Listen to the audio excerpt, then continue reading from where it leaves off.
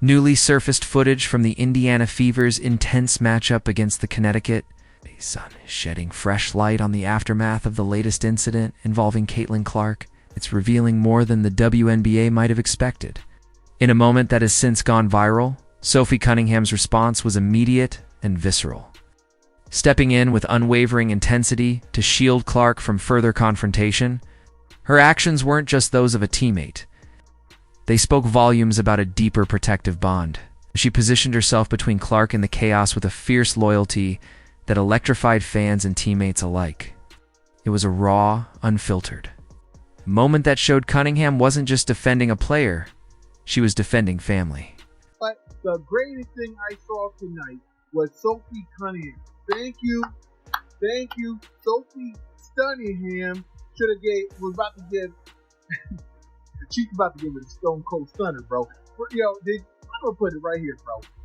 She was gripping JC Sheldon grabbing her hair and was talking shit while doing it. That's what I'm talking about. That's how you become a teammate. That's a road dog. That's a real teammate, bro. She see what made me mad the play before. Howard, none of them jokers didn't stick up for Caitlin Clark, but that's how you stick up for Caitlin Clark. That's how you fight for your teammates. That's how you do. Sophie Cunningham, the Indiana Fever's newly anointed enforcer, wasn't just standing up for her teammate during Tuesday night's heated clash with the Connecticut Sun. She was being physically held back by coaches as she tried to confront JC Sheldon. The tension reached a boiling point as Cunningham's protective instincts kicked in, refusing to let Clark face the rising aggression alone. Sheldon, who has a history of clashing with Clark dating back to their Big Ten battles in college, appeared to reignite that rivalry on the pro stage. But this time, Clark wasn't standing alone. Cunningham made clear that any attempts to rattle the league's biggest star would be met with fire of her own. So it's really people out here defending Marina Mabrey for Madden hit sticking Caitlin Clark to the floor, saying that she's just protecting her teammate. For one, it involved Caitlin Clark and JC Sheldon. They had their little spiel before that. And then JC Sheldon scratches Clark in the face, then invades her space after that. Clark pushes her away because of that. And then Marina Mabrey get involved and Madden hit sticks her to the floor, man. And y'all just like she was protecting her teammate. But then Sophie Cunningham is getting called vile and disgusting for dropping JC Sheldon to the floor and dragging her by the hair. So Sophie Cunningham can stick up for her teammate, or else it's vile and disgusting. But Marina Mabrey can get involved in something that didn't involve her, and it's just she was protecting her teammate. The Caitlin Clark hate is so important. Here's the tea that nobody in the league office wants you to sip.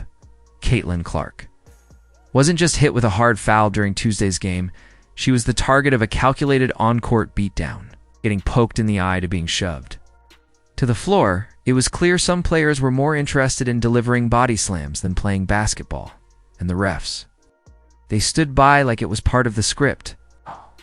But this time, something shifted. This time, Sophie Cunningham had seen enough. With fire in her eyes and zero tolerance for the cheap shots, she stepped in like a force of nature, drawing a line in the sand and making it crystal clear: if you come for Clark, you'll have to go through her first. Cunningham did exactly what the fuck needed to be done last night. And I love that for her.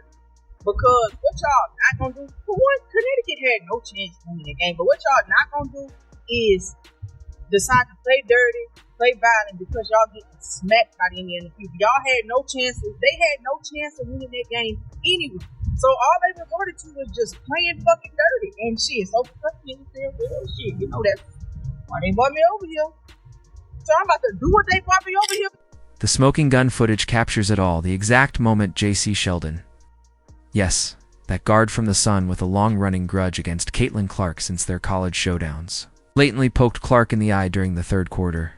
Clark recoiled in pain, instinctively pushing Sheldon away. Out. But before she could regain her footing, Marina Mabrey came barreling in like a bull on a rampage, shoving Clark hard to the hardwood. The crowd at Gainbridge Fieldhouse erupted in a storm of boos, disbelief echoing through the arena. And then it happened. Sophie Cunningham, eyes blazing with fury, leapt up from the bench, ready to throw down. Assistant coaches swarmed her instantly, grabbing her arms, trying to restrain the inevitable storm they saw coming. It was the clearest sign yet. This wasn't just a game anymore, it was a battle, and Cunningham was done watching from the sidelines. When that play actually took place, Sophie Cunningham was ready to jump off the bench right then and there. Sophie was ready to jump off the bench right then and there. Look at this. Boom, Marina Mabrey gets it. And then what do you see right here? You see the picture. You see the picture on the left-hand side over there. Yeah, Austin Kelly holding Sophie Cunningham back. Hey, Sophie, I know you want to get after it. I know you're about that action, but you got to stay right here on the sideline. Seriously, no one can say Caitlin Clark isn't targeted. Girl just got poked to the eye, thrown to the ground, and was still given a technical foul. Marina Mabrey was not ejected. These officials are absolutely terrible. But here's where it gets really interesting. Multiple sources, including fans who were courtside, have confirmed that Sophie Cunningham wasn't just heated. She was seething on the sidelines, visibly trying to wriggle free from the coaches holding her back. Cameras caught her mouthing words that didn't require a lip-reading expert to decode. Asterisk, that's my teammate, that's enough. Dot. The coaching staff knew exactly what was simmering beneath the surface. A protective rage that couldn't be bottled up for long. And they were right. In the final minute of the game, with tension still sky-high, Cunningham finally got back on the court, and with one cold, calculated move, she delivered the message the whole Fever bench had been holding in. Retribution had arrived. Yeah, my apologies. You should have had the second jersey WNBA I bought. I did not know that you were so proficient in holding the back of a girl's head while talking shit to her. She defended Caitlin Clark from that flagrant foul, which they didn't call flagrant for some reason last night. And she had her titled up. And then the rest of the Don Imus crew came up and tried to, separate it and whatever. But let me just tell y'all this. Sophie Cunningham, thank you for defending Caitlin Clark. Somebody in the WNBA has to protect the brain. And it's not going to be the EBT level.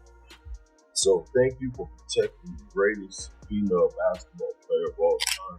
If you're enjoying this, make sure to subscribe, because the timing of this incident couldn't be more telling.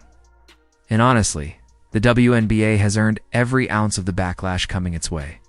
Let's talk numbers, because unlike WNBA officials, numbers don't lie.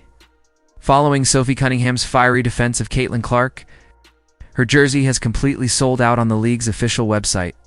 That's not some random fluke. That's Indiana fans sending a loud, unmistakable message. They see who's really standing up for their star. And they're rewarding the one player brave enough to say what the league won't. Enough is enough.